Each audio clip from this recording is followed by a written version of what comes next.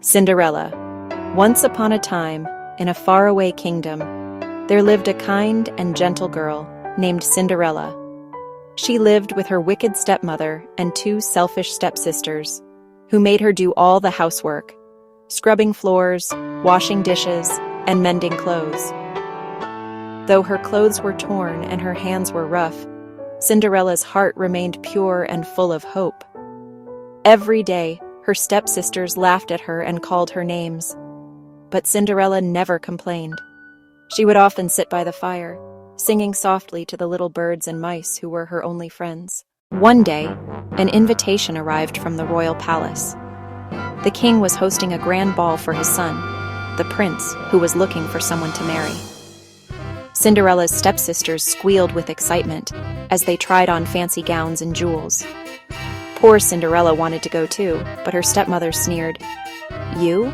In those rags? Stay home and clean the house." When her family left for the ball, Cinderella sat by the fire and cried. Suddenly, a gentle light filled the room, and her fairy godmother appeared. "Don't cry, my dear, you shall go to the ball." With a wave of her magic wand, the fairy godmother turned a pumpkin into a sparkling carriage, mice into horses, and Cinderella's tattered dress into a gown of shimmering silk and glass slippers. But remember, this magic will end at midnight. At the ball, everyone turned to stare at the mysterious young lady who had just arrived. The prince was enchanted by her beauty and grace, and they danced all evening. But as the clock struck 12, Cinderella remembered the fairy godmother's warning. She ran from the palace, losing one of her glass slippers on the stairs. The next day, the prince searched the kingdom for the girl whose foot fit the glass slipper.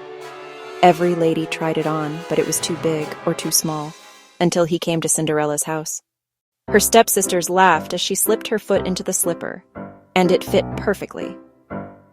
The prince recognized her at once and took her hand. Soon after, they were married in a grand celebration, and Cinderella's kindness and goodness were rewarded at last. And from that day forward, Cinderella lived happily ever after. Would you like me to turn this